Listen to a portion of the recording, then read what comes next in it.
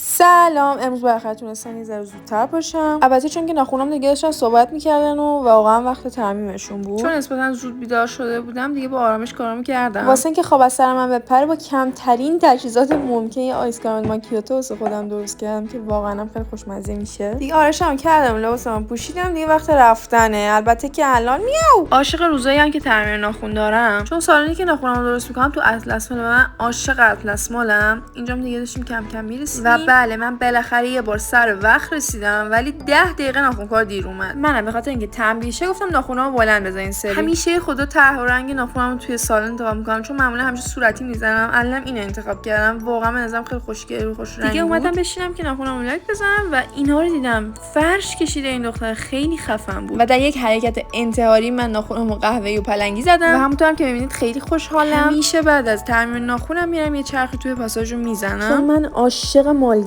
اینجا یه مغازه لوازم خونگی بود که خیلی چیزاشون گوگلی و قیمتاشون خیلی خوب بود. دیگه بعدش گرسنه‌ام شد و رفتم یه سفارش دادم و یه سالاد گرفتم و همچنان داریم میبینید که چقدر خوشحالم باهات ناخونم. بعد 4 ساعت سالادم حاضر شد، ولی واقعا خیلی سالادش خوشمزه بود. حتما بهتون پیشنهادش میکنم. واقعا لذت بخش‌تر از غذا خوردن با زیر پاک میآورن داریم. واقعا فکر نمی‌کنم داشته باشیم. غذامم ترجیح دادم به قیافه مارال بخورم که کوفتم بشه. میز جلوی من یه سری خانم بودن که تولد گرفته بودن واسه یکی از دوستاشون یا فامیلاشون و انقدر داد و بیداد کردن که من مجبور شدم اونجا پاشم. بعدم دیگه اسنپ گرفتم و برگشتم خونه با یه عالمه ترافیک. من روژیان توی چنلم کلی آموزش و روزمرگی میذارم براتون، حتما سابسکرایب کنید.